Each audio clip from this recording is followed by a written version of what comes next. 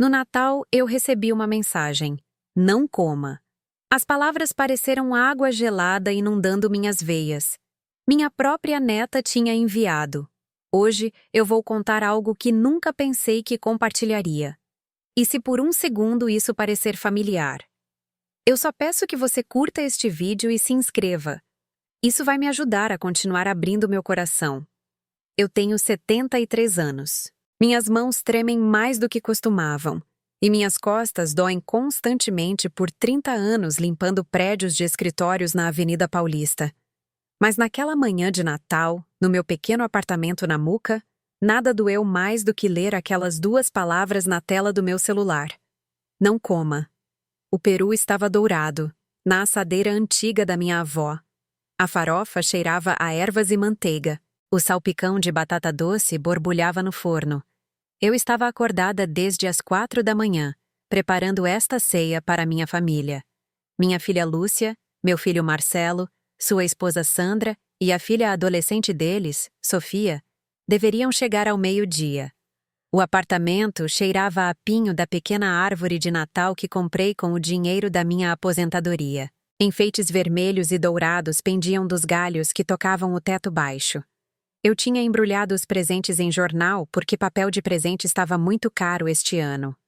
Tudo parecia perfeito, do jeito que o Natal deveria ser. Mas algo estava errado. A mensagem tinha vindo de Sofia, minha neta.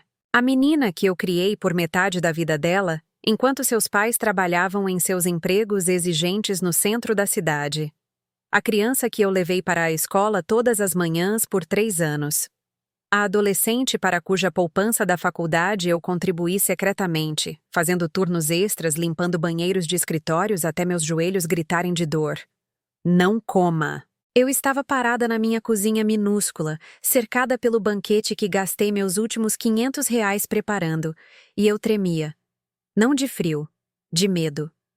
O zumbido do meu celular antigo me fez pular. O nome de Lúcia piscou na tela. Mãe, não vamos. A voz dela era ríspida, distante. A Sofia está doente. Estamos todos vomitando desde ontem. O quê? Eu segurei o telefone com mais força. Vomitando. De quê? Intoxicação alimentar, mãe. Daquele restaurante que fomos ontem à noite. A Sofia disse que você pode ter pego o mesmo vírus. Por isso ela te mandou a mensagem para não comer nada. Não queremos que você fique doente também. Um alívio me inundou, quente e avassalador. Minha neta não tinha sido cruel. Ela estava me protegendo. Mas o alívio durou apenas segundos antes de uma nova dor se instalar no meu peito. Quando vocês vêm? Eu perguntei, olhando para a bela refeição esfriando no meu balcão. Não podemos, mãe. Talvez na próxima semana, quando estivermos nos sentindo melhor. A linha ficou muda. Eu me sentei na minha pequena mesa de jantar, posta para 5, e encarei as cadeiras vazias. O silêncio pressionava meus ouvidos como água. Músicas de Natal tocavam suavemente no meu rádio antigo, mas as melodias alegres zombavam do vazio ao meu redor. Este não foi o primeiro Natal que passei sozinha. Estava se tornando um padrão. Deixe-me contar sobre a mulher que eu costumava ser. Eu nasci neste mesmo bairro em 1951, quando a Muca era diferente. Quando as famílias ficavam juntas. Quando os filhos cuidavam dos pais da mesma forma que seus pais cuidaram deles. Casei-me com Roberto quando tinha 22 anos. Ele era mestre de obras, com mãos gentis e uma risada que enchia os cômodos. Éramos pobres, mas felizes em nosso apartamento minúsculo na Rua da Muca. Lúcia nasceu 2 anos depois. Marcelo, 3 anos depois disso. Eu trabalhava meio período em uma lanchonete enquanto Roberto construía arranha-céus que ainda hoje estão de pé no centro de São Paulo. Economizamos cada centavo.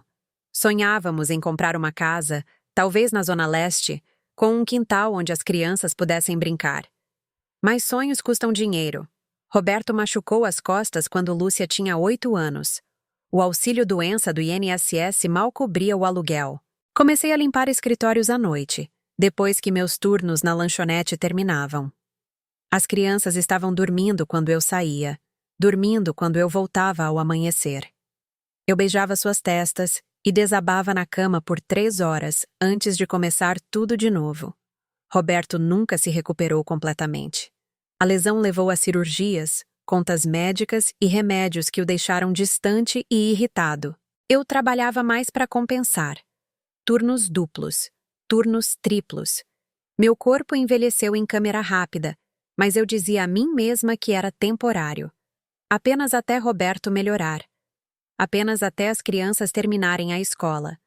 Apenas até colocarmos as contas em dia. Roberto morreu quando eu tinha 55 anos. Ataque cardíaco numa terça-feira de manhã. Eu o encontrei na nossa cozinha. A xícara de café quebrada no chão ao lado do corpo dele. O funeral custou R$ 15.000. Dinheiro que eu não tinha. Dinheiro com o qual meus filhos não podiam ajudar porque também estavam com dificuldades, começando suas próprias carreiras, suas próprias famílias. Peguei empréstimos para enterrar meu marido. Empréstimos que me seguiram por anos, comendo pedaços da minha aposentadoria todo mês. Mas eu nunca reclamei. Nem para a Lúcia, nem para o Marcelo, para ninguém. Porque é isso que as mães fazem. Nós sacrificamos. Nós suportamos. Nós damos até não ter mais nada para dar. E então encontramos mais em algum lugar profundo dentro de nós. Quando Sofia nasceu, eu tinha 60 anos. Lúcia e o marido trabalhavam em empregos exigentes no mercado financeiro.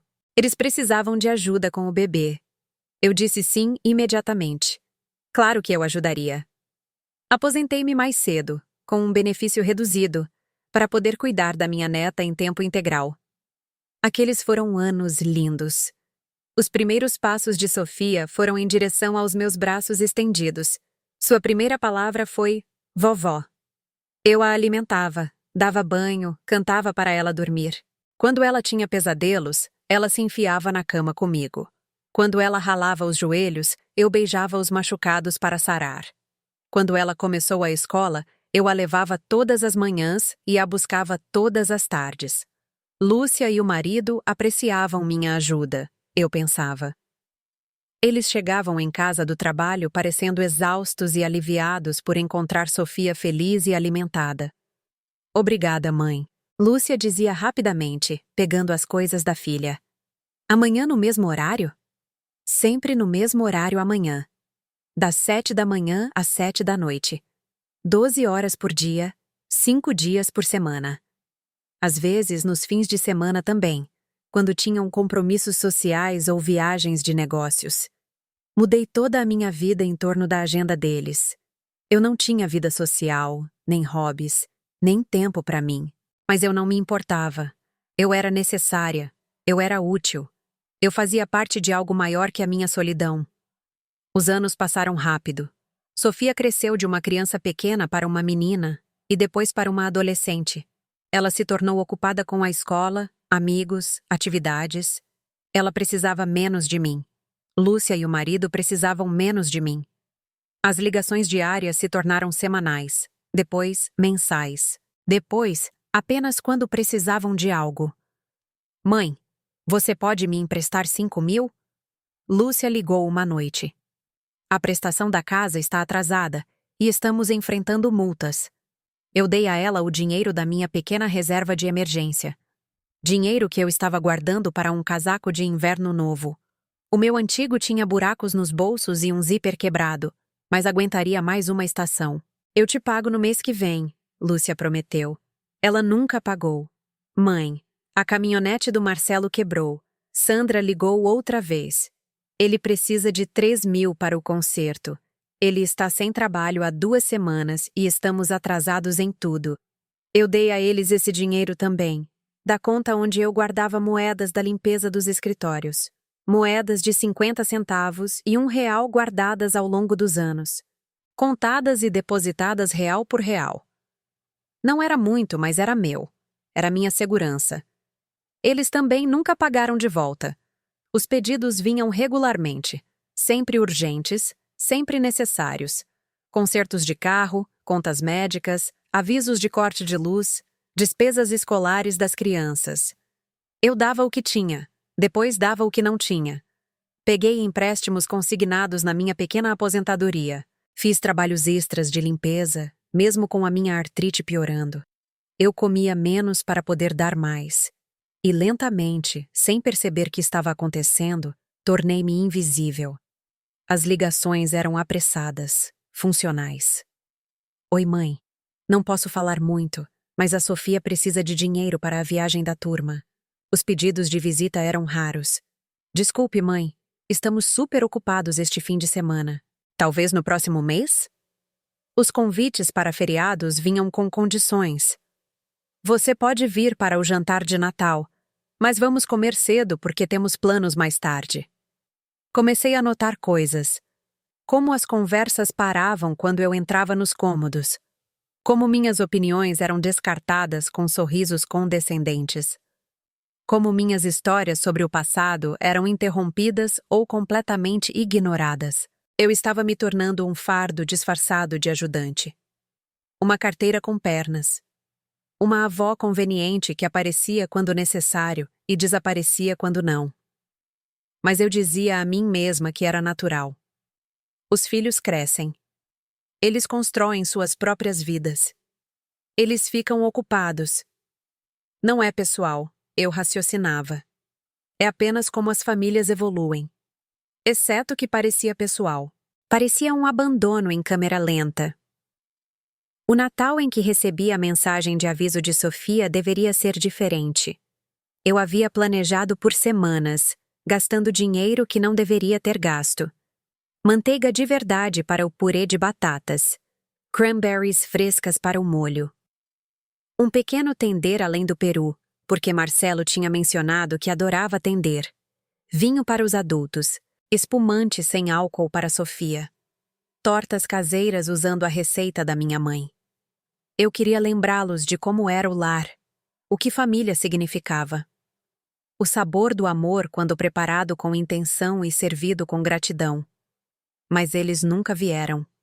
Fiquei sentada à minha mesa até a comida esfriar. Embrulhei tudo com cuidado e coloquei na geladeira, pensando que talvez eles visitassem no dia seguinte, ou no dia depois. Talvez, quando se sentissem melhor, quisessem compartilhar a refeição que eu preparei com tanta esperança. Eles nunca vieram. Os dias passaram. O peru ressecou. As guarnições estragaram. Joguei tudo fora, saco por saco, sentindo como se estivesse descartando mais do que comida.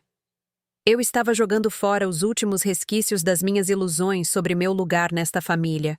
2 semanas depois do Natal, recebi outra ligação de Lúcia. Mãe, precisamos conversar. A voz dela estava diferente. Mais fria, mais formal. Sobre o quê, querida?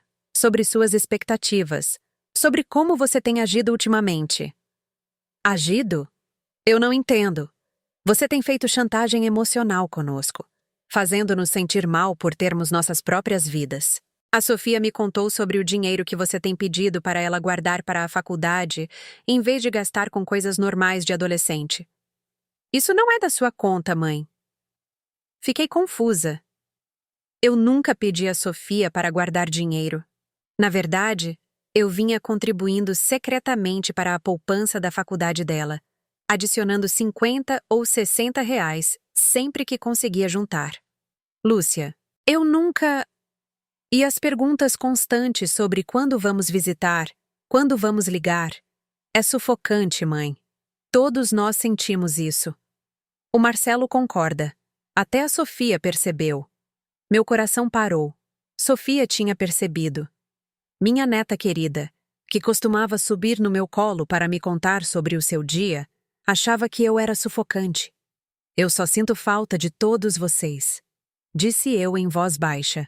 Eu só quero passar um tempo juntos, mas é sempre nos seus termos, mãe. Sempre culpa e manipulação se não podemos largar tudo para nos adaptar à sua agenda.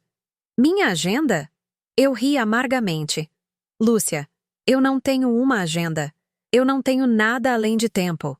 Estou disponível sempre que vocês precisam de mim, para o que quer que precisem. Esse é o problema, mãe. Você nos tornou o seu mundo inteiro, e isso não é saudável. Para nenhum de nós. As palavras atingiram como golpes físicos. Eu os tinha tornado meu mundo inteiro, porque eles eram meu mundo inteiro. Depois que Roberto morreu, depois que me aposentei para cuidar de Sofia, depois de passar décadas dando tudo o que eu tinha para esta família, o que mais deveria importar para mim? Achamos que você deveria procurar alguém, Lúcia continuou. Um terapeuta. Para trabalhar essas questões de apego. Questões de apego. Como se amar demais minha família fosse uma doença mental. Também achamos que seria melhor se dessemos um tempo. Um pouco de espaço. Só por um tempo, até você conseguir ter uma perspectiva. Um tempo? Minha voz falhou. De quê? De nós. Da dinâmica familiar que não está mais funcionando. A conversa terminou pouco depois. Fiquei sentada segurando o telefone muito depois de ela desligar, tentando processar o que tinha acabado de acontecer. Minha filha tinha acabado de me demitir de ser sua mãe. Ela me diagnosticou com excesso de amor e prescreveu o isolamento como cura. Naquela noite não consegui dormir. Andei pelo meu pequeno apartamento, olhando para fotografias de décadas. Lúcia bebê, dormindo no meu peito. Marcelo dando seus primeiros passos em direção à câmera. Sofia apagando as velas de aniversário enquanto eu a segurava firme no meu colo. Fotos de casamento, de formatura, manhãs de Natal cheias de papel de presente e risadas. Quando tudo deu errado? Quando o amor se tornou sufocamento?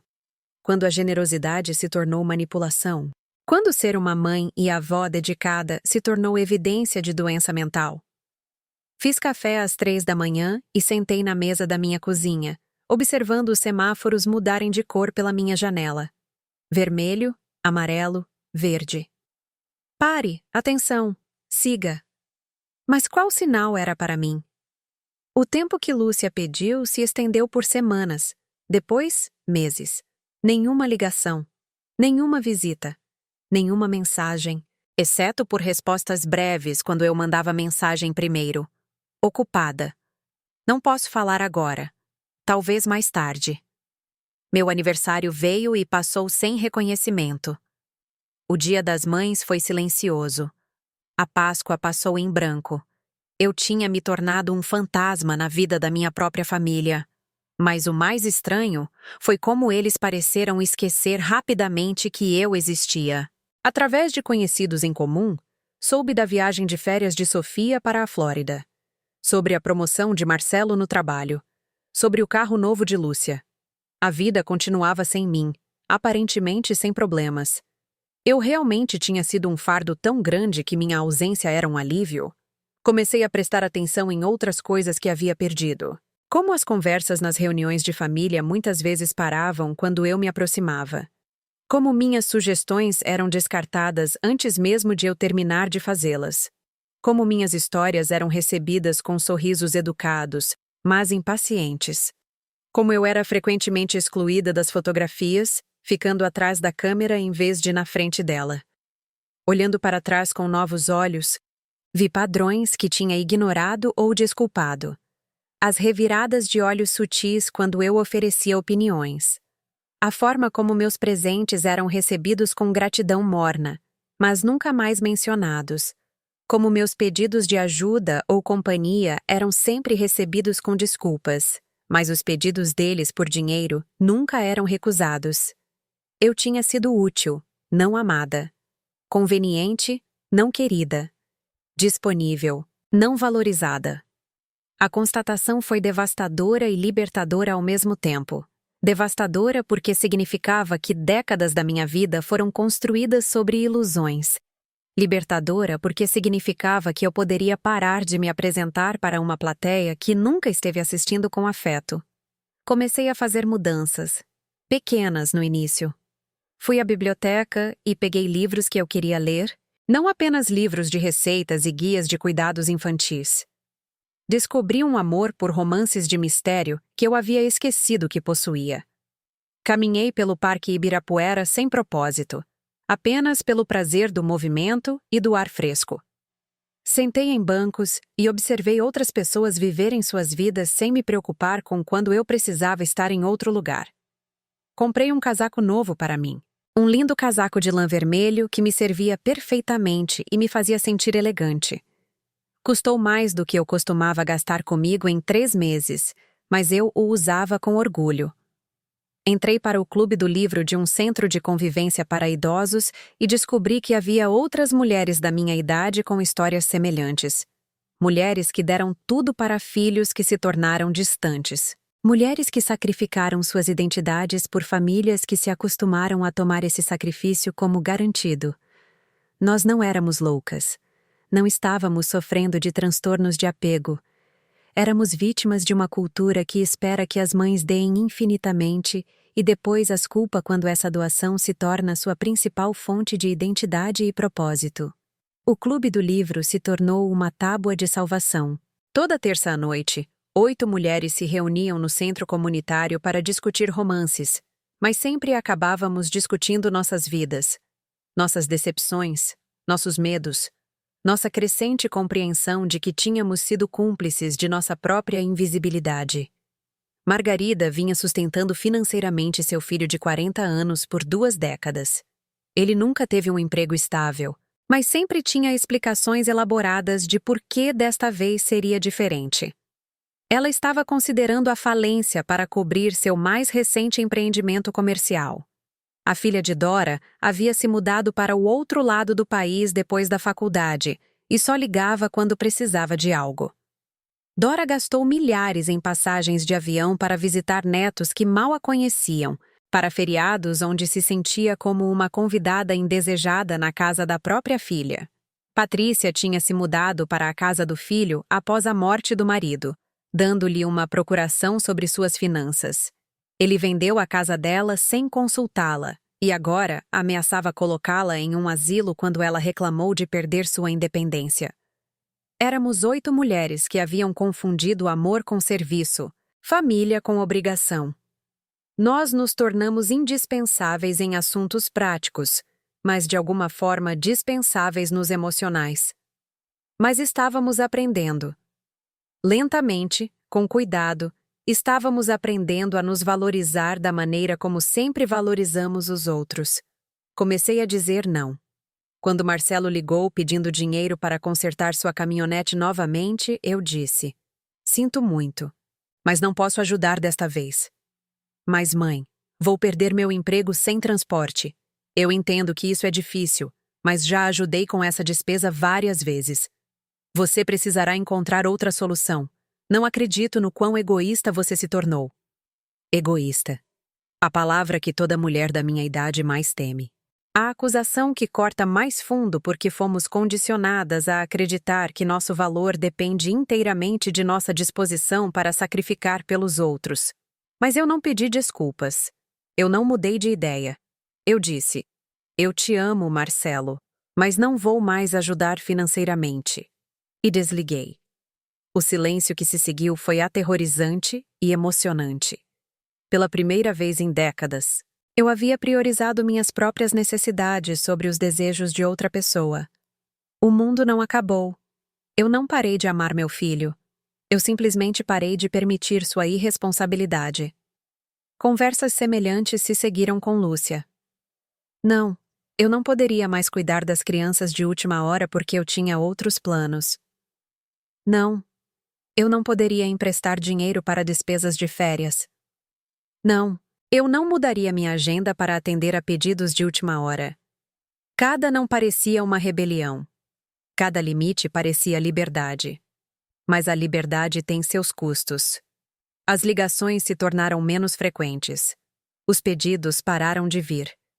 O grupo de mensagens da família no WhatsApp continuou sem mim, ou assim presumi, já que não estava mais incluída. Passei meu 74º aniversário sozinha, mas por escolha desta vez. Levei-me para jantar em um restaurante chique na Avenida Paulista, vestida com meu casaco vermelho e joias boas que eu guardava para ocasiões especiais. Pedi vinho com a minha refeição e sobremesa depois. Dei uma gorjeta generosa e sorri para estranhos. Foi o melhor aniversário que tive em anos. O verão chegou, e com ele, um contato inesperado de Sofia. Uma mensagem de texto tarde da noite. "Vovó, podemos conversar?" Meu coração deu um salto. Liguei imediatamente. "Oi, vovó." O antigo apelido trouxe lágrimas aos meus olhos. Olá, querida. Como você está? Estou bem. Desculpe por ter passado tanto tempo sem a gente se falar. A mãe disse que você estava passando por umas coisas e precisava de espaço. Umas coisas. Espaço. A história foi reescrita para fazer meus limites soarem como problemas de saúde mental e minha ausência como se fosse inteiramente minha escolha. Eu sinto sua falta, Sofia disse em voz baixa. Sinto falta das nossas conversas. Sinto falta de passar tempo com você. Eu também sinto sua falta, meu bem. Mais do que você imagina. Posso ir te visitar algum dia? Só eu? Claro, a qualquer hora que você quiser. No sábado seguinte, Sofia chegou ao meu apartamento carregando uma pequena mala de viagem. Ela tinha 18 anos agora, se preparando para a faculdade no outono. Linda e confiante, mas havia uma tristeza em seus olhos que eu não tinha notado antes. Fizemos o jantar juntas. Algo simples. Conversamos sobre suas aulas, seus amigos, seus planos para o futuro. Mas, eventualmente, a conversa se voltou para a família. Vovó, por que você parou de ir às coisas? A mãe diz que você não queria mais, mas isso não parece com você. Escolhi minhas palavras com cuidado. Acho que houve alguns mal-entendidos sobre expectativas, sobre limites. Você estava mesmo me pedindo para economizar meu dinheiro em vez de gastá-lo em coisas que eu queria? Não, querida. Eu nunca disse isso. Na verdade, venho contribuindo para sua poupança da faculdade há anos. Pequenas quantias, mas consistentemente. O rosto de Sofia mudou. Você tem? Mas a mamãe disse. O que a mamãe disse? Que você estava tentando controlar como eu gastava minha mesada. Que você estava me fazendo sentir culpada por compras normais de adolescente. Outra peça do quebra-cabeça se encaixou. Minha generosidade foi reformulada como manipulação. Meu cuidado foi redesenhado como controle. A história de nosso relacionamento foi editada para me colocar como a vilã e eles como vítimas do meu amor excessivo. Sofia, quero que você saiba de algo importante. Nada que eu já fiz por esta família foi feito com segundas intenções. Quando eu dava dinheiro, era dado livremente. Quando eu cuidava, era oferecido com amor. Quando eu fiz sacrifícios, eles foram feitos de bom grado. Mas em algum ponto do caminho, meu amor foi interpretado como obrigação e minha generosidade foi vista como manipulação. Lágrimas encheram seus olhos. Eu nunca pensei que você fosse manipuladora, vovó. Eu sempre me senti amada quando estava com você. Segura. Importante.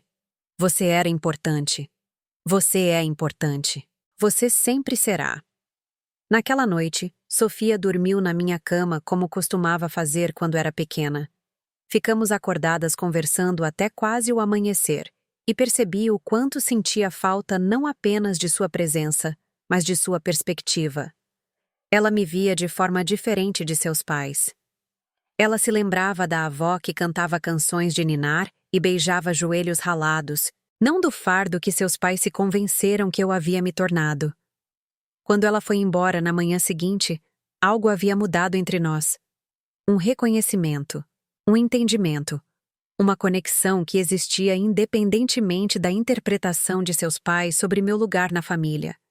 Mas Sofia estava indo para a faculdade em breve. Ela construiria sua própria vida, faria suas próprias escolhas. Eu não podia esperar que ela preenchesse a lacuna entre mim e seus pais. Essa não era a responsabilidade dela. Eu tinha que decidir quem eu queria ser nos capítulos finais da minha vida. Eu queria continuar lutando por aceitação de pessoas que pareciam determinadas a me entender mal? Ou eu queria construir uma vida que tivesse significado e propósito além da aprovação delas? A resposta ficou clara durante uma conversa com Margarida do Clube do Livro. Seu filho ligou pedindo dinheiro novamente, mas desta vez ela disse não com tanta firmeza que ele explodiu de raiva. Ele me disse que eu era uma mãe terrível. Ela compartilhou com nosso grupo. Ele disse que eu nunca estive lá para ele quando ele mais precisou. Todas nós reconhecemos a manipulação imediatamente, a reescrita da história, a utilização da culpa materna como arma. Sabem o que eu percebi? Margarida continuou. Ele não estava com raiva da minha recusa atual em ajudar. Ele estava com raiva da possibilidade de eu desenvolver autoestima suficiente para parar de ajudar completamente. Ele não tinha medo de perder meu apoio para esta crise. Ele tinha medo de perder seu acesso a apoio ilimitado para todas as crises futuras. Foi quando a ficha caiu para mim. Meus filhos não estavam desapontados com meu comportamento recente porque isso os machucava. Eles estavam desapontados porque sugeria que eu poderia estar desenvolvendo limites que limitariam seu acesso futuro aos meus recursos. Eles se acostumaram com uma versão de mim que existia principalmente para servir às suas necessidades. Qualquer desvio desse papel parecia traição para eles, porque ameaçava a dinâmica da qual eles passaram a depender. Mas essa dinâmica estava me destruindo lentamente. Eu tinha me tornado tão focada em ser necessária que tinha parado de ser eu mesma. Eu tinha confundido meu valor como pessoa com minha utilidade como um recurso. A revelação foi dolorosa, mas necessária. Eu lamentei pelos relacionamentos que pensei que estava construindo todos esses anos. Lamentei a dinâmica familiar que eu imaginava existir. Permiti-me sentir todo o peso da decepção e da desilusão. Mas também senti outra coisa: alívio. A pressão para provar constantemente meu valor através do serviço havia desaparecido. A ansiedade sobre se eu estava dando o suficiente, fazendo o suficiente, sendo o suficiente, tudo isso evaporou quando percebi que estava jogando um jogo em que as regras foram projetadas para garantir que eu nunca pudesse vencer. Comecei a fazer mudanças maiores. Vendi algumas joias que Roberto me deu e usei o dinheiro para fazer uma aula de pintura.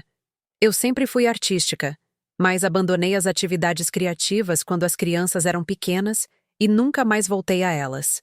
Minhas mãos, rígidas com a artrite, mas firmes com propósito, lembraram-se de como segurar um pincel. Meus olhos, turvos pela idade, mas claros com intenção, lembraram-se de como ver cor, luz e sombra. Meu coração, ferido, mas em processo de cura, lembrou-se do que era criar algo belo apenas pela alegria de criar. A professora de pintura era uma mulher chamada Rosa, provavelmente na casa dos 60 anos, que havia retornado à arte depois que seus próprios filhos se mudaram. Ela entendia a inquietação particular das mulheres da nossa idade, a necessidade de reivindicar partes de nós mesmas que foram deixadas de lado durante décadas de cuidados. Você tem bons instintos, ela me disse após minha terceira aula. Você não está pintando o que acha que deveria pintar. Você está pintando o que sente. O que eu sentia, aparentemente, era ousado e vibrante. Minhas telas explodiram com cores que eu nunca usei, nunca decorei, nunca imaginei que me sentiria atraída. Roxo profundo, laranja brilhante e rosa choque. Eu estava pintando a mulher que eu era antes de aprender a me fazer pequena, complacente e invisível. O centro comunitário onde eu fazia aulas de arte também oferecia outras atividades: dança de salão às quintas-feiras à noite, yoga na cadeira às segundas-feiras de manhã, um grupo de caminhada que se encontrava no Parque Ibirapuera toda a quarta-feira. Comecei a frequentar tudo, faminta por conexão e atividade após anos de isolamento. Fiz amigos. Amigos de verdade, não apenas conhecidos ou familiares que toleravam minha presença. Mulheres e homens que estavam construindo vidas que valiam a pena ser vividas na aposentadoria.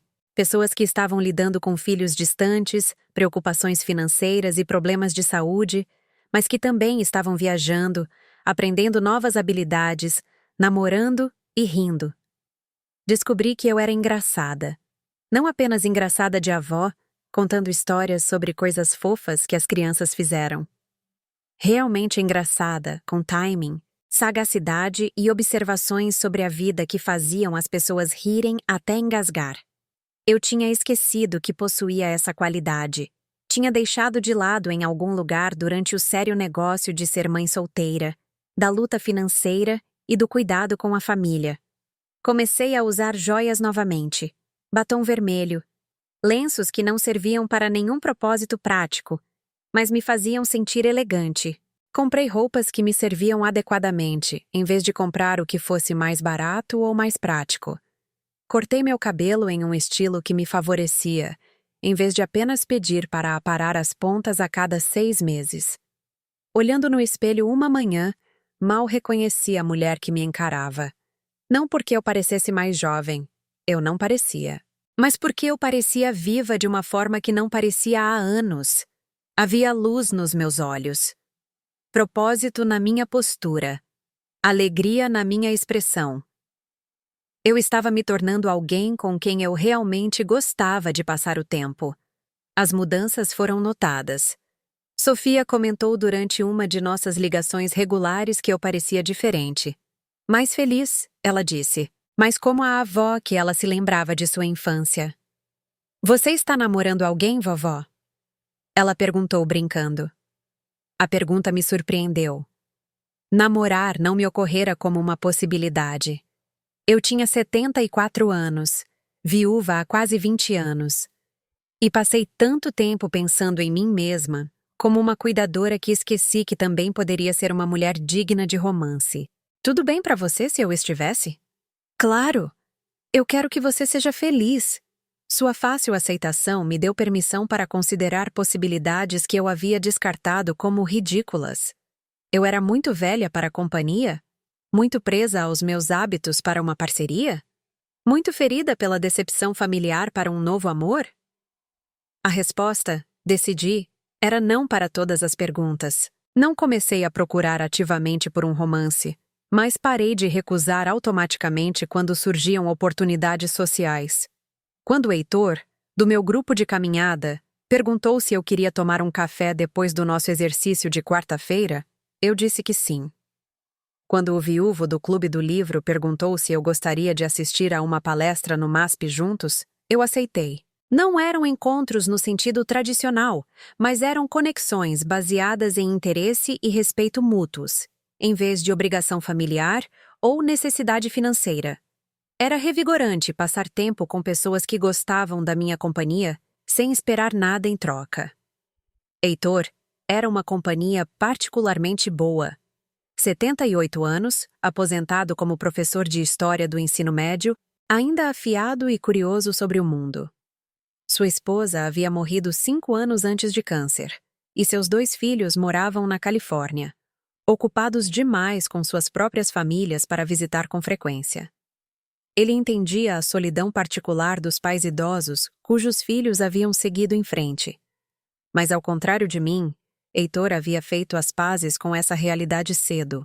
Ele nunca esperou que seus filhos organizassem suas vidas em torno de suas necessidades. Ele nunca confundiu amor com contato constante ou cuidado com disponibilidade constante. Ele manteve sua identidade como uma pessoa completa, em vez de se definir apenas através de seu papel parental. Você os criou para serem independentes, ele me disse uma tarde, enquanto caminhávamos pelo jardim botânico. Independência significa que eles podem escolher quanto contato querem ter com você. Não é pessoal. É apenas humano. Mas, e se eles fizerem as escolhas erradas? Eu perguntei. E se eles priorizarem coisas que não importam em detrimento de relacionamentos que importam? Então eles aprenderão com esses erros ou não.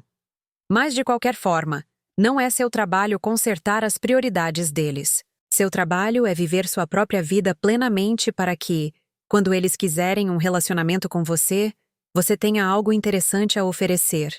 Era um conceito radical para alguém como eu, que passei décadas acreditando que meu valor dependia da minha disposição para consertar os problemas de todos os outros. A ideia de que eu deveria focar em me desenvolver em vez de melhorá-los pareceu egoísta no início.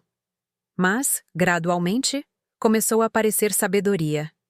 Continuei pintando e minhas habilidades melhoraram drasticamente. As paredes do meu apartamento se encheram com minhas próprias obras de arte. Os visitantes comentavam sobre a beleza e a vibração das minhas peças. Várias pessoas perguntaram se eu vendia meu trabalho.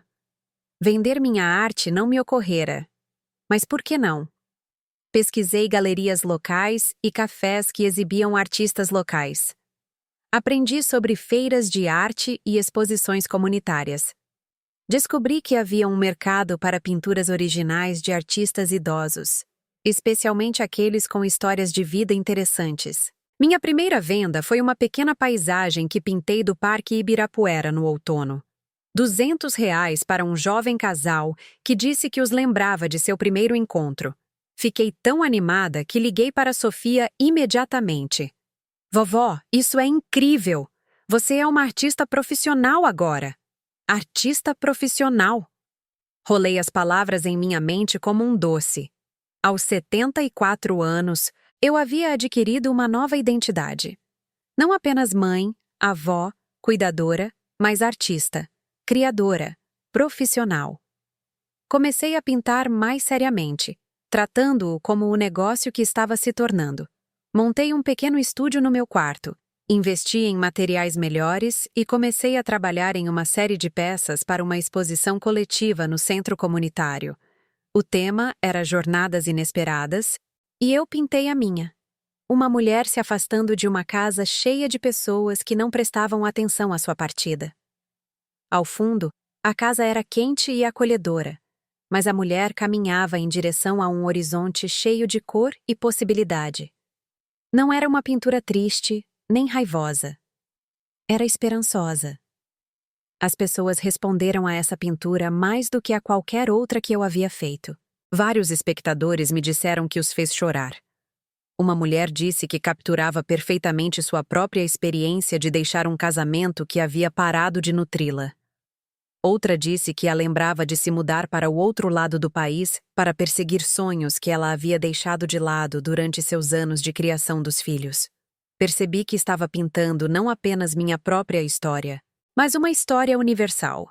A história de mulheres que chegam a uma certa idade e percebem que se tornaram invisíveis em suas próprias vidas. A história de pessoas que amam tanto que se esquecem de amar a si mesmas. A história da transformação que é possível mesmo no terço final da vida. As vendas de arte ajudaram minhas finanças, mas, mais importante, ajudaram minha autoestima. Eu estava contribuindo com algo valioso para o mundo novamente. Não apenas cuidado, serviço e apoio financeiro, mas beleza, significado e conexão emocional. Meus amigos do grupo de caminhada começaram a trazer seus filhos adultos para ver meu trabalho quando visitavam. Vários desses filhos me encomendaram peças. Um me pediu para pintar um retrato de sua falecida mãe com base em uma fotografia. Outro queria uma pintura da casa onde ela cresceu. Eu estava desenvolvendo uma reputação como uma artista que entendia o amor, a perda e as complexas relações entre gerações. Meu trabalho tinha ressonância emocional porque vinha da verdade emocional. Por volta dessa época, Lúcia ligou. Não nos falávamos há quase 8 meses. Mãe, precisamos conversar. Meu estômago se revirou com a velha ansiedade familiar. Mas respirei fundo e me lembrei de que não era mais a mesma mulher que esperava desesperadamente pela aprovação de seus filhos. O que você gostaria de discutir? Seu comportamento. Toda essa fase de reinvenção que você está passando. As pessoas estão falando. Que pessoas? Vizinhos. Amigos. A Sofia. Todo mundo está comentando como você está diferente. Diferente como? Egoísta. Irresponsável. Você está gastando dinheiro com coisas frívolas enquanto sua família passa por dificuldades. As velhas acusações, entregues com a velha autoridade. Mas elas ricochetearam em mim como água em vidro. Lúcia, estou gastando meu dinheiro com coisas que me trazem alegria e satisfação. Isso não é egoísmo. Isso é saudável. Você comprou material de pintura em vez de ajudar o Marcelo com o aluguel dele. Está correto. Marcelo é um homem adulto com suas próprias responsabilidades. Meu dinheiro é meu para gastar como eu escolher. Não acredito no quão fria você se tornou. Fria. Outra palavra arma, projetada para me fazer questionar meus próprios instintos e prioridades. Eu não sou fria, Lúcia. Eu tenho limites. Há uma diferença. A Sofia diz que você está namorando alguém. Estou saindo com várias pessoas socialmente. Novamente, essa é uma escolha minha. Você não acha que está um pouco velha para isso? E aí estava. A crença de que mulheres da minha idade deveriam desaparecer silenciosamente no fundo, tornando-se disponíveis para as necessidades da família, mas não buscando nossa própria felicidade, satisfação ou conexão romântica.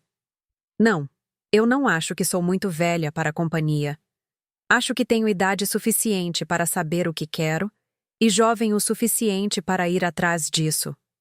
A conversa continuou por mais alguns minutos, mas o tom havia sido estabelecido. Lúcia estava desapontada por eu ter parado de ser a mãe infinitamente disponível e autossacrificante com a qual ela se acostumou. Eu estava desapontada por ela não conseguir ficar feliz com minha recém-descoberta alegria e independência. Terminamos a ligação cordialmente, mas sem calor. Senti tristeza pela distância entre nós, mas não me senti culpada pelas escolhas que criaram essa distância. Pela primeira vez na minha vida, eu estava priorizando meu próprio bem-estar. E não ia me desculpar por isso. O outono chegou com cores lindas que inspiraram uma nova série de pinturas. Eu estava trabalhando em uma peça que retratava uma mulher dançando sozinha em um campo de folhas de outono quando meu telefone tocou. O nome de Sofia no identificador de chamadas. Oi, querida. Vovó, eu queria te ligar antes que você ouvisse de qualquer outra pessoa. Meu coração parou. O que aconteceu?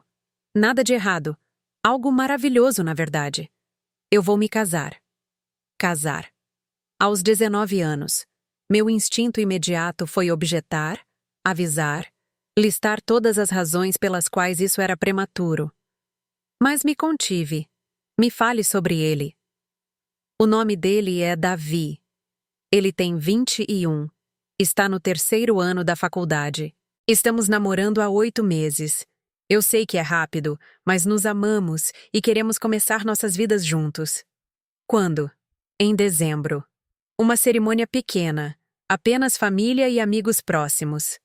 Você está feliz? Tão feliz, vovó. Mal posso esperar para você conhecê-lo. Na verdade, é por isso que estou ligando.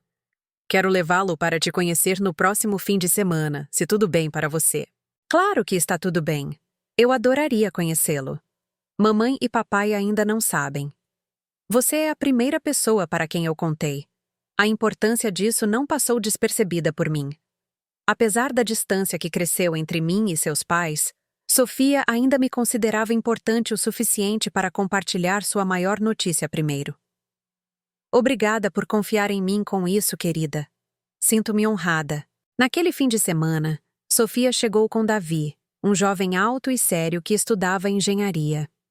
Ele abria as portas para Sofia, ouvia quando ela falava e fazia perguntas ponderadas sobre minhas pinturas. Mais importante, ele olhava para Sofia do jeito que Roberto costumava olhar para mim, como se ela fosse a pessoa mais fascinante do mundo. Gostei dele imediatamente. Durante o jantar, eles me contaram sobre seus planos. Um casamento simples, provavelmente em uma igreja perto da faculdade. Lua de mel acampando porque não tinham muito dinheiro. Davi terminaria a faculdade enquanto Sofia começava sua carreira. Eles queriam filhos um dia, mas não imediatamente. Eles eram jovens, mas não eram tolos. Discutiram finanças, metas de carreira, onde queriam morar. Estavam abordando o casamento como uma parceria, em vez de um conto de fadas. O que você acha, vovó? Sofia perguntou. Estamos loucos? Eu acho que vocês são jovens. Acho que casamento é um trabalho árduo. Acho que se vocês dois estiverem dispostos a fazer esse trabalho, a idade importa menos que o compromisso. Davi estendeu a mão sobre a mesa e pegou a minha. Obrigado por não nos dar um sermão sobre sermos muito jovens. Sofia estava preocupada que você pudesse reagir como os pais dela vão reagir. Como você acha que eles vão reagir? O rosto de Sofia se nublou. Papai vai ficar com raiva por eu não terminar a faculdade primeiro. Mamãe vai dizer que estou jogando minha vida fora. Eles provavelmente vão culpar você de alguma forma. Me culpar? Pelo quê? Por me apoiar. Eles acham que você incentiva demais minha independência. Outra peça do quebra-cabeça se encaixou. Meus filhos não apenas se opunham aos meus recém-descobertos limites com eles. Eles se opunham ao meu relacionamento com Sofia, que existia independentemente de seu controle. Eles queriam que eu reforçasse a autoridade deles em vez de apoiar a autonomia de Sofia. Mas Sofia tinha 19 anos, legalmente uma adulta, capaz de fazer suas próprias escolhas, mesmo que essas escolhas carregassem riscos. Meu trabalho era amá-la através dessas escolhas, não impedi-la de fazê-las. Eu vou apoiar qualquer decisão que você tomar, eu disse a ela. E estarei no seu casamento se você me quiser lá. Claro que queremos você lá. Você vai me levar ao altar. Me levar ao altar. O papel tradicionalmente reservado aos pais, mas Sofia estava me escolhendo.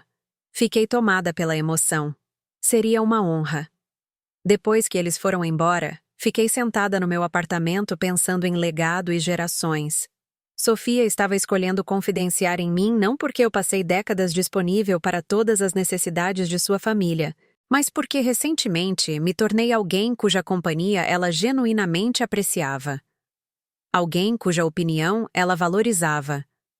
Alguém em quem ela confiava para apoiar suas escolhas em vez de julgá-las. Eu me tornei a avó que eu gostaria de ter tido na idade dela.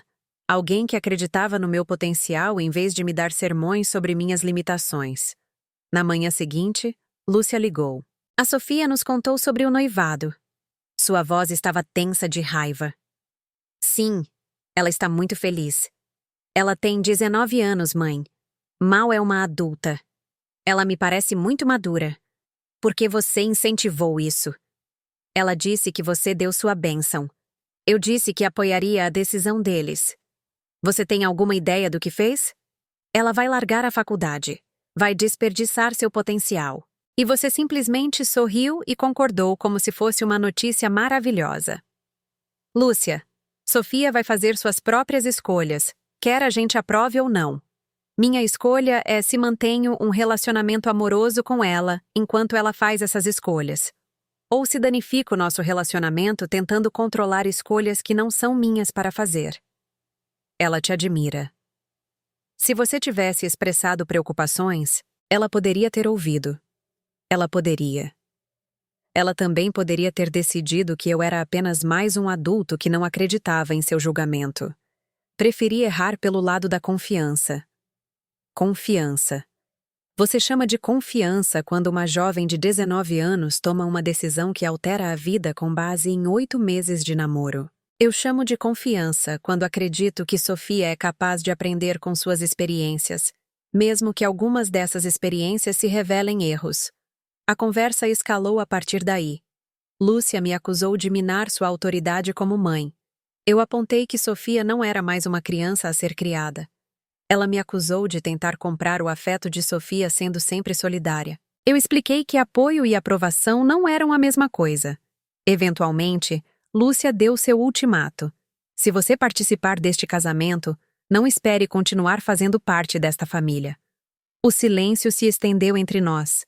Este era o momento que eu temia e para o qual me preparava simultaneamente. O momento em que eu tinha que escolher entre meu relacionamento com Sofia e meu relacionamento com seus pais. Lúcia, eu te amo. Eu sempre vou te amar. Mas eu vou levar Sofia ao altar no casamento dela e vou celebrar este marco em sua vida porque ela me pediu e porque acredito que ela merece apoio familiar em momentos importantes. Então você fez sua escolha. Sim, eu fiz. E desliguei. A finalidade daquilo foi devastadora e libertadora ao mesmo tempo. Eu havia perdido minha filha, provavelmente para sempre. Mas eu mantive minha integridade e meu relacionamento com minha neta. Passei os dias seguintes chorando, de luto e questionando minha decisão. Mas quando imaginei o dia do casamento de Sofia sem mim lá, quando a imaginei caminhando sozinha até o altar, porque seus pais me intimidaram a abandoná-la, eu soube que tinha feito a escolha certa. Sofia ligou alguns dias depois, chorando. Vovó, sinto muito. Eu nunca quis causar problemas entre você e a mamãe. Querida, você não causou esses problemas. Esses problemas existiam muito antes do seu noivado. Seu casamento apenas os trouxe à tona. Talvez Davi e eu devêssemos esperar. Talvez devêssemos adiar até que todos possam ficar felizes com isso. Sofia, me escute com atenção. Você não pode viver sua vida esperando que outras pessoas aprovem suas escolhas. Você não pode adiar sua felicidade até que todos os outros estejam confortáveis com ela. Se você e Davi estão prontos para o casamento, casem-se. Se não estão, não casem. Mas tome essa decisão com base no que é certo para vocês, não no que é conveniente para outras pessoas. Mas eu não quero dividir a família. A família se dividiu anos atrás, querida. Nós apenas fingimos que não. Agora estamos todos sendo forçados a reconhecer o que já era verdade. Você vai mesmo me levar ao altar? Nada me deixaria mais orgulhosa. Planejar o casamento de Sofia se tornou meu foco nos meses seguintes. Como seus pais não estavam participando, ela precisava de apoio extra com decisões sobre flores, música, fotografia e todos os detalhes que tornam um casamento memorável. Eu contribuí financeiramente, mas mais importante, contribuí emocionalmente. Ouvi suas preocupações sobre gerenciar a faculdade e o casamento simultaneamente. Assegurei a ela que o nervosismo de Davi era normal. Ajudei-a a escolher um vestido que a fizesse se sentir bonita, em vez de um que satisfizesse as expectativas de outra pessoa. O casamento foi pequeno e adorável. A família de Davi acolheu Sofia calorosamente e me tratou com respeito e apreço. Sofia parecia radiante, confiante, absolutamente certa de sua escolha. Davi parecia aterrorizado e emocionado, o que eu lembrava ser exatamente como Roberto parecia em nosso casamento. Levar Sofia ao altar foi uma das experiências mais profundas da minha vida. Eu estava representando não apenas a mim mesma, mas todas as gerações de mulheres que a amaram. Eu a estava passando de uma fase da vida para outra, da nossa família para sua nova família, com bênção, confiança e esperança. Durante a recepção, várias pessoas comentaram o quanto Sofia e eu nos parecíamos, como era óbvio que éramos família. Uma das tias de Davi perguntou como eu criei uma jovem tão confiante e independente. Eu não a criei, expliquei. Mas tentei amá-la de uma forma que a fizesse se sentir capaz de qualquer coisa. Naquela noite, sozinha no meu apartamento, olhei as fotos do casamento no meu celular e pensei em sonhos realizados de maneiras inesperadas. Sempre imaginei estar cercada por filhos e netos gratos em meus anos dourados. Em vez disso, eu estava construindo uma vida que parecia gratificante, independentemente da participação deles. Eu aprendi a encontrar alegria em minhas próprias realizações, em vez de na aprovação deles. Desenvolvi relacionamentos baseados em respeito mútuo, em vez de obrigação familiar. Descobri partes de mim mesma que não tinham nada a ver com meu papel de mãe e avó. O inverno chegou cedo naquele ano, e com ele, uma ligação de Marcelo. Mãe, precisamos conversar. Sobre o quê? Sobre essa situação com o casamento da Lúcia e da Sofia. Sobre o jeito que você tem agido ultimamente. Estou ouvindo. Você percebe que dividiu esta família? Você entende o que seu egoísmo custou a todos nós? As velhas acusações novamente. Egoísmo. Dividir a família. Como se eu tivesse sido a única a dar ultimatos e criar divisões. Marcelo, eu participei do casamento da minha neta porque ela me pediu. Lúcia escolheu encerrar nosso relacionamento porque eu não a deixei controlar minhas decisões. Eu não dividi nada. Eu simplesmente parei de permitir que outras pessoas fizessem minhas escolhas por mim. A Sofia poderia ter esperado. Ela poderia ter se casado quando todos pudessem estar felizes com isso. Quando teria sido isso? Que condições precisariam ser atendidas para Lúcia aprovar as escolhas de Sofia? A Lúcia só queria que a Sofia terminasse a faculdade primeiro. A Lúcia queria que a Sofia adiasse sua felicidade até que Lúcia se sentisse confortável com isso. Isso não é razoável. Você sempre fica do lado da Sofia. Eu fico do lado da Sofia quando acredito que ela está fazendo escolhas razoáveis. Eu ficaria do seu lado ou do lado da Lúcia nas mesmas circunstâncias. Não, você não ficaria. Você mudou, mãe. Você costumava se importar em manter esta família unida.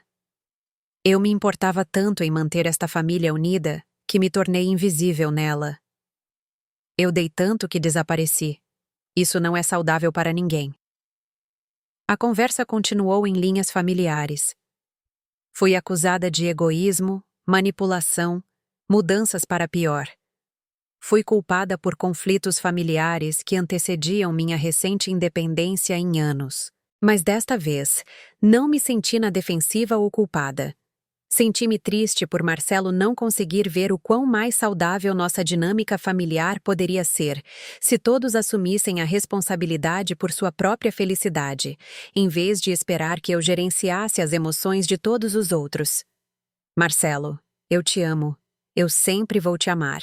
Mas não vou voltar a ser alguém que existe apenas para servir às necessidades de outras pessoas. Se você quer um relacionamento comigo, terá que ser baseado em respeito mútuo e afeto genuíno, não no que posso fornecer para você. Tudo bem, faça do seu jeito, mas não espere que eu corra quando você estiver velha e doente e precisar de ajuda. E aí estava.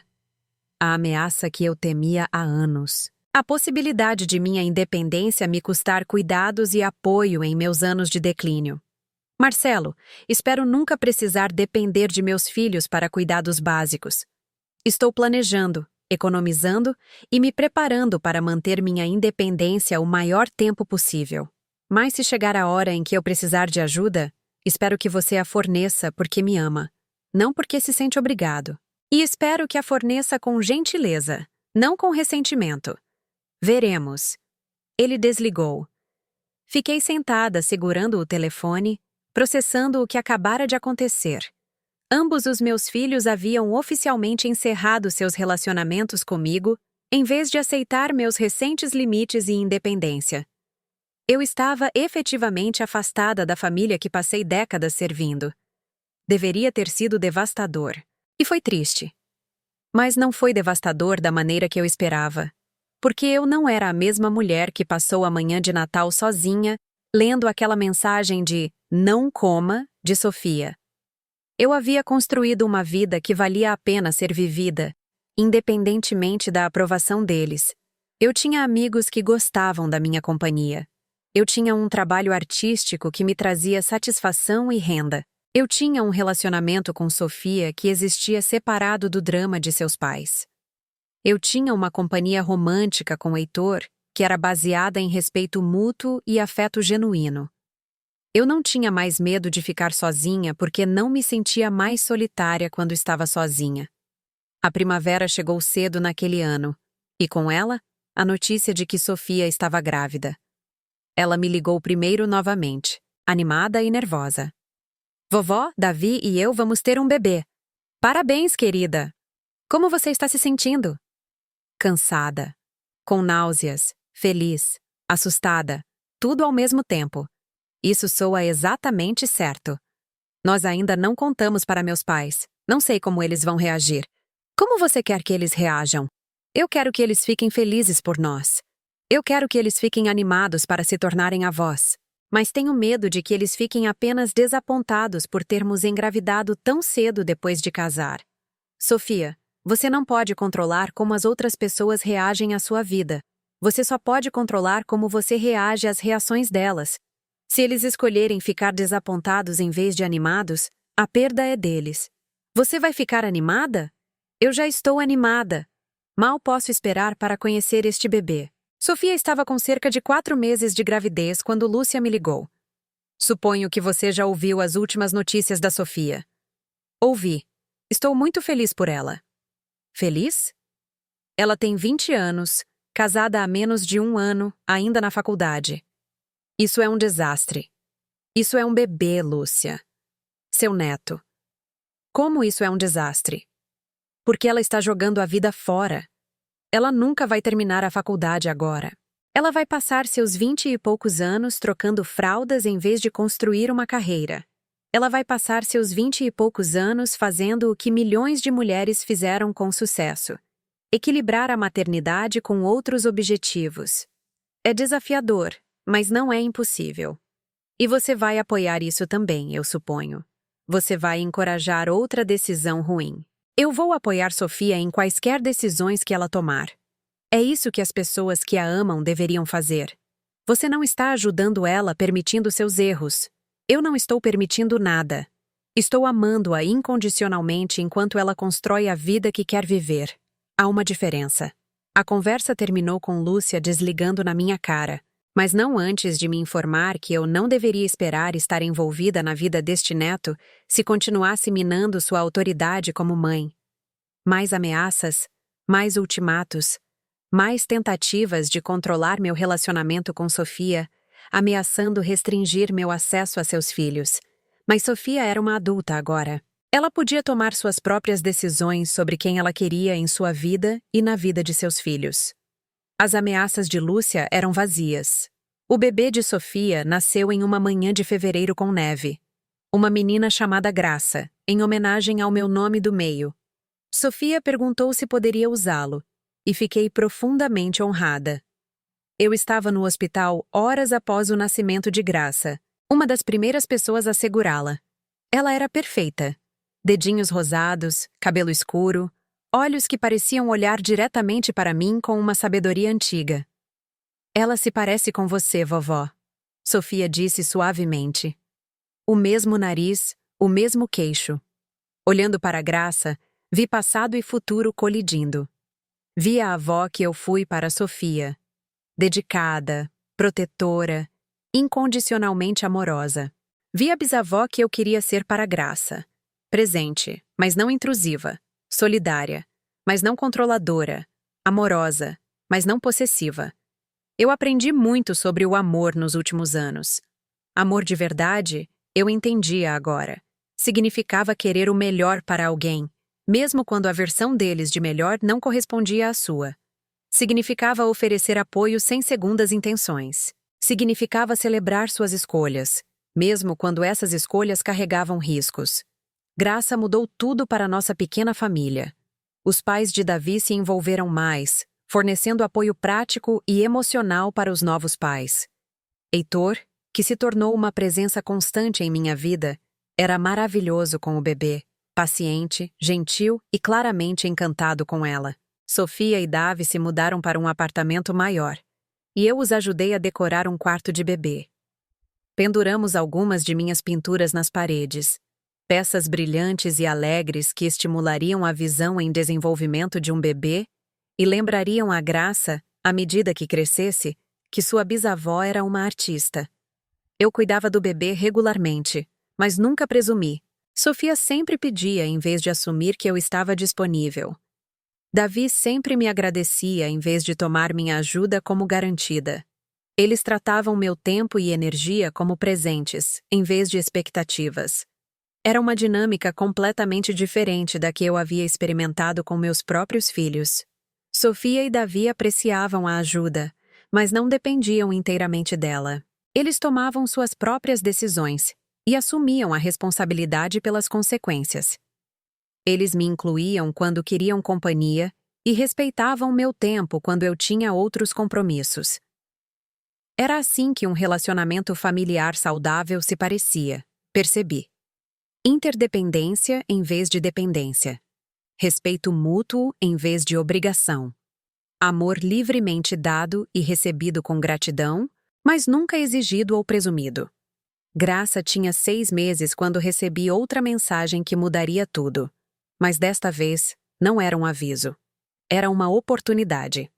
A dona de uma galeria na Avenida Paulista viu meu trabalho em uma feira de arte comunitária e queria discutir a possibilidade de me representar profissionalmente. Não apenas vender algumas peças em locais, mas montar uma exposição real em uma galeria de verdade com marketing profissional e preços sérios.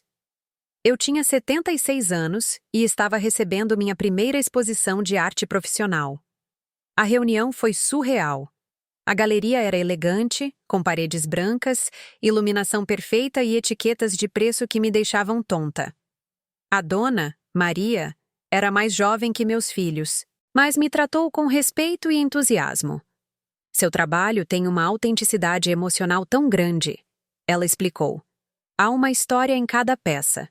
E sua técnica tem uma sofisticação real. especialmente considerando que você pinta seriamente há menos de 3 anos.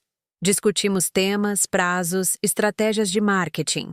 Ela queria focar na minha história de renascimento tardio. A avó que descobriu sua voz artística após décadas colocando os outros em primeiro lugar.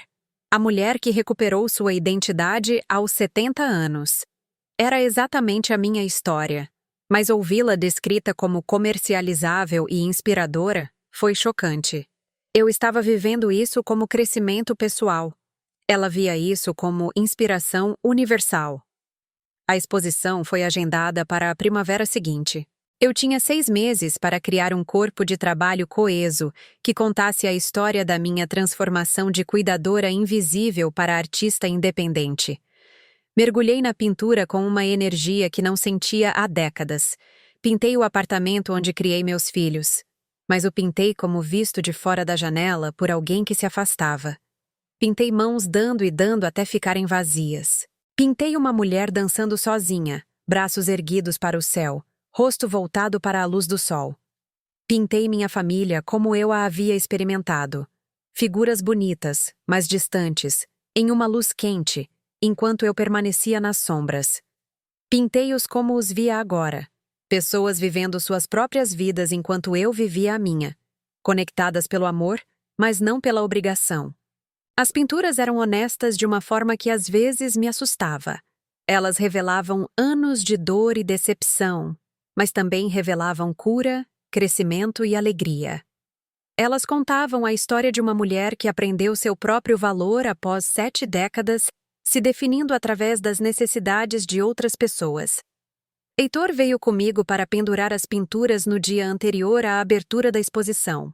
De pé na galeria, cercada por meu trabalho, senti uma sensação de realização que nunca havia experimentado antes. Isso era meu. Eu havia criado essa beleza. Eu havia transformado minha dor em algo significativo e valioso. Você deveria estar orgulhosa, Heitor disse, apertando minha mão. Eu estou orgulhosa. Pela primeira vez na minha vida, estou genuinamente orgulhosa do que realizei. A recepção de abertura foi mais concorrida do que eu ousara esperar. Amigos do meu grupo de caminhada, clube do livro e aulas de arte. Vizinhos do meu prédio, Sofia e Davi, com graça em um carrinho, radiantes de orgulho. Heitor em seu melhor terno, desempenhando perfeitamente o papel de companheiro devotado. Várias peças foram vendidas naquela primeira noite. As pessoas me abordaram durante toda a noite para compartilhar suas próprias histórias de transformação tardia, conflitos familiares e redescoberta pessoal. Minhas pinturas haviam tocado algo universal, assim como Maria havia previsto. O momento mais significativo veio quando Sofia me encontrou perto do final da noite. Vovó, estou tão orgulhosa de você. Quando eu crescer, quero ser corajosa como você. Você já é corajosa, querida. Você vem fazendo suas próprias escolhas e vivendo sua própria vida desde os 19 anos. Isso exige uma coragem tremenda. Eu aprendi com você. Ver você se tornar quem você realmente é nos últimos anos. Me ensinou que eu também poderia me tornar quem eu realmente sou. De pé na galeria, cercada por minhas pinturas, segurando minha bisneta enquanto minha neta elogiava minha coragem, senti-me completa de uma forma que nunca antes. Não porque eu tinha a aprovação de todos, mas porque eu tinha a minha própria. A exposição durou 6 semanas e foi considerada um sucesso. Várias peças importantes foram vendidas e recebi encomendas de trabalhos personalizados. Críticos de arte escreveram críticas positivas que mencionavam minha honestidade inflexível e a transformação da dor pessoal em beleza universal. Mas o resultado mais importante não foi financeiro ou profissional, foi pessoal. Eu provei a mim mesma que nunca é tarde demais para se tornar quem você foi destinada a ser. Que décadas de autossacrifício não precisavam definir o resto da sua vida. Que independência e amor não eram mutuamente exclusivos. 6 meses após o encerramento da exposição, recebi uma ligação que não esperava. Mãe? A voz de Lúcia era hesitante, incerta. Olá, Lúcia. Eu estive pensando em ligar por semanas. Vi o artigo sobre sua exposição de arte no jornal local. Foi uma experiência maravilhosa. Eu pesquisei a galeria online. Suas pinturas são lindas e honestas. Obrigada. Acho que entendo algumas coisas agora que não entendia antes. Sobre por que você mudou. Sobre o que você precisava de nós que não estávamos te dando. Esperei, sem confiar na minha voz. Eu vi a pintura chamada Mulher Invisível. Aquela da figura materna desaparecendo no fundo enquanto a família vive suas vidas em cores vivas. E eu percebi. Foi assim que fizemos você se sentir, não foi? Às vezes sim. Sinto muito, mãe. Sinto muito por termos te subestimado. Sinto muito por esperarmos que você estivesse sempre disponível sem nunca considerar o que você precisava de nós. O pedido de desculpas com o qual sonhei por anos não foi tão satisfatório quanto eu esperava. Em parte porque veio tarde demais, depois que eu já havia aprendido a viver sem ele. Em parte porque eu não precisava mais dele para me sentir digna. Agradeço por você dizer isso, Lúcia. Eu gostaria de te ver, de conhecer a Graça, de tentar reconstruir algum tipo de relacionamento, se você estiver disposta. Eu também gostaria disso. Nos encontramos em um local neutro, um café em Higienópolis com vista para a cidade. Lúcia parecia mais velha, mais cansada do que da última vez que a vi. A maternidade, a carreira e o estresse do conflito familiar a envelheceram. Graça estava andando agora, balbuciando em linguagem de bebê, curiosa sobre tudo. Lúcia estava claramente encantada com sua neta, paciente e brincalhona de maneiras que eu lembrava de quando ela era uma jovem mãe. Ela é linda, Lúcia disse, observando Graça andar pelo café, coletando sorrisos de estranhos. A Sofia parece estar lidando bem com a maternidade. Ela leva jeito. O Davi é muito solidário. Eles são uma boa equipe. Eu perdi tanta coisa.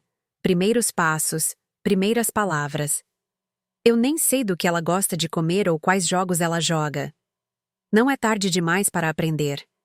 Conversamos por 2 horas. Lúcia perguntou sobre minha arte, minha vida social, meu relacionamento com Heitor.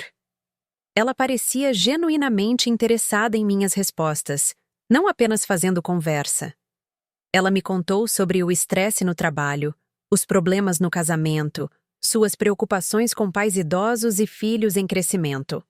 Pela primeira vez em anos, conversamos como 2 adultas compartilhando suas vidas, em vez de como mãe e filha negociando obrigações. Quando chegou a hora de ir, Lúcia hesitou. Mãe, eu sei que não tenho o direito de pedir isso, mas... Você estaria disposta a ter um relacionamento com o Marcelo e comigo novamente? Mesmo que seja diferente do que costumava ser? Mesmo que leve tempo para reconstruir a confiança? Olhei para minha filha, olhei de verdade para ela.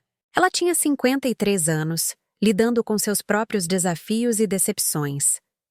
Ela cometeu erros em como me tratou, mas estava reconhecendo esses erros e pedindo uma chance de fazer melhor. Estou disposta a tentar. Eu disse com cuidado. Mas tem que ser diferente. Não vou voltar a ser a mulher invisível que existe apenas para servir às necessidades de todos os outros. Tenho minha própria vida agora, minhas próprias prioridades, meus próprios limites. Eu entendo. E eu respeito isso. Na verdade, eu admiro. Acho que preciso aprender algumas das mesmas lições que você aprendeu sobre autoestima e independência. Não foi uma reconciliação mágica. A confiança, uma vez quebrada, leva tempo e comportamento consistente para ser reconstruída. Mas foi um começo. Nos meses seguintes, Lúcia e eu estabelecemos um novo relacionamento baseado no respeito mútuo, em vez de obrigação familiar. Ela ligava quando queria conversar, não apenas quando precisava de algo. Ela perguntava sobre meus planos antes de fazer pedidos pelo meu tempo. Ela mostrava interesse genuíno em minha arte e vida social. Marcelo demorou mais para se aproximar, e quando o fez, foi com mais condições e menos remorso genuíno. Aceitei suas limitadas aberturas, mas não investi muito na esperança de uma mudança dramática. Alguns relacionamentos podem ser totalmente reparados. Outros só podem ser gerenciados. O segundo filho de Sofia nasceu quando Graça tinha 2 anos. Um filho chamado Roberto, em homenagem ao meu falecido marido. Desta vez, meus 2 filhos estavam presentes no nascimento, e embora a dinâmica ainda fosse um pouco estranha, havia celebração e apoio genuínos. Observei minha família navegar na chegada deste novo bebê e vi como as coisas eram diferentes agora. Lúcia e Marcelo não presumiram que eu forneceria cuidados ilimitados de babá. Sofia e Davi não esperavam que eu priorizasse suas necessidades acima das minhas.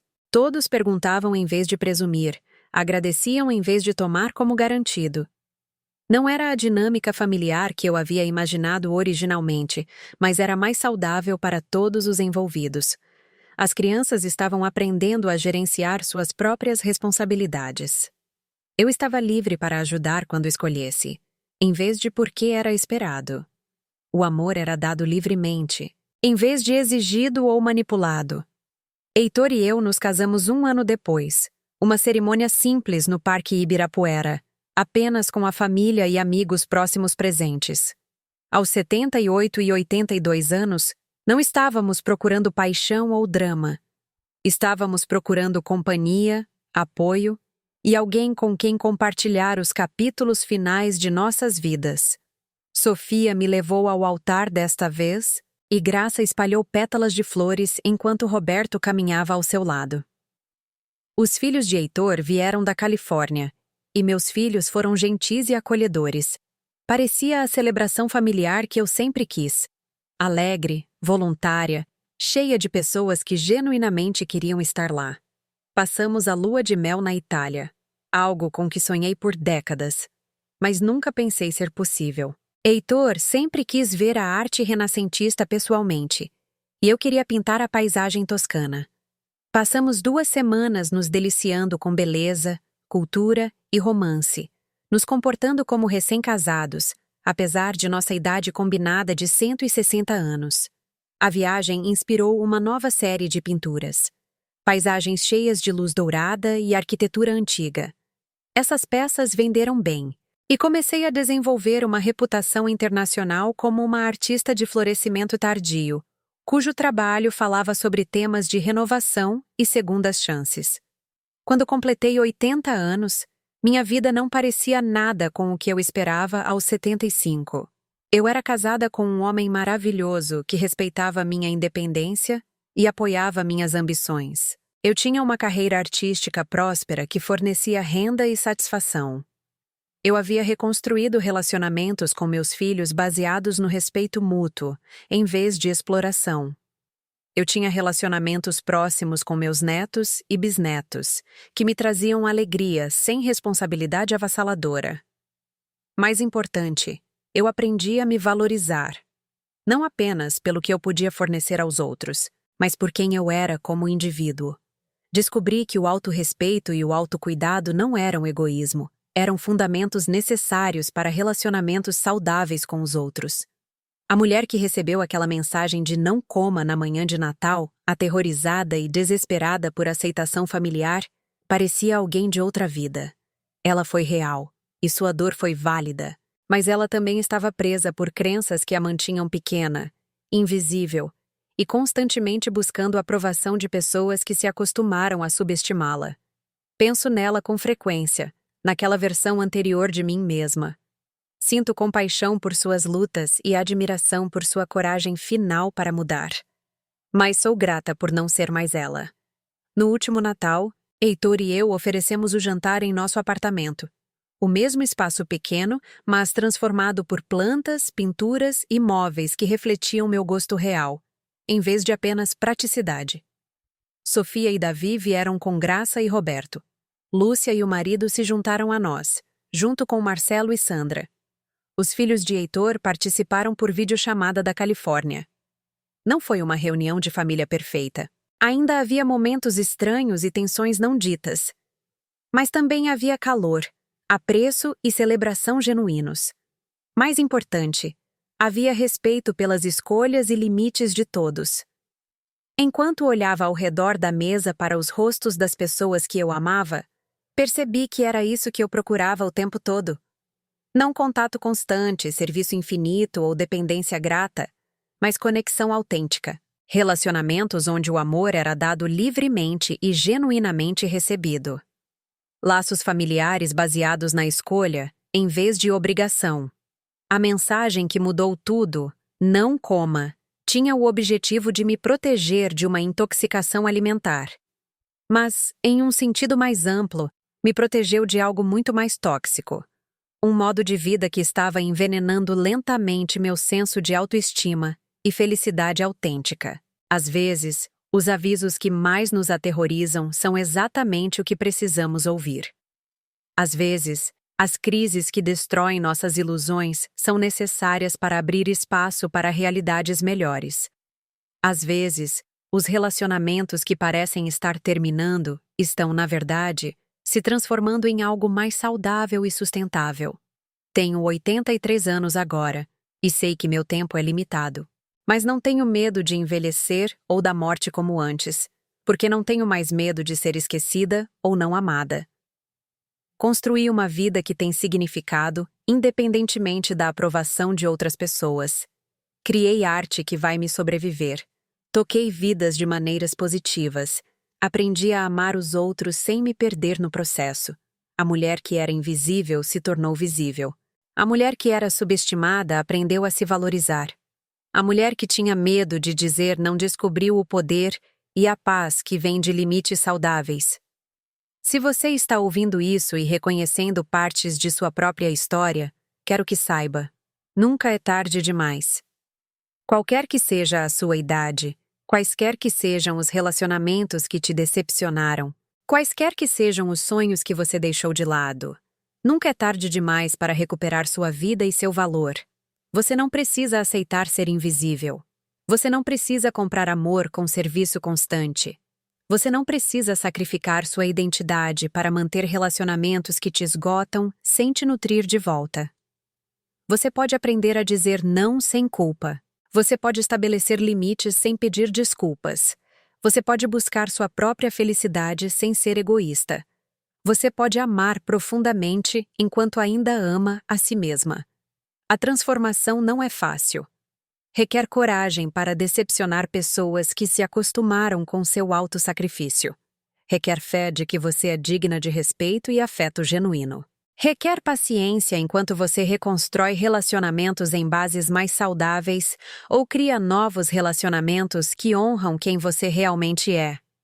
Mas a alternativa, continuar a viver como uma sombra de si mesma, constantemente buscando a aprovação de pessoas que pararam de te ver claramente, é pior do que o desconforto temporário da mudança. Você já se sentiu invisível em sua própria família. Já se perguntou se é amada por quem você é, ou apenas pelo que fornece?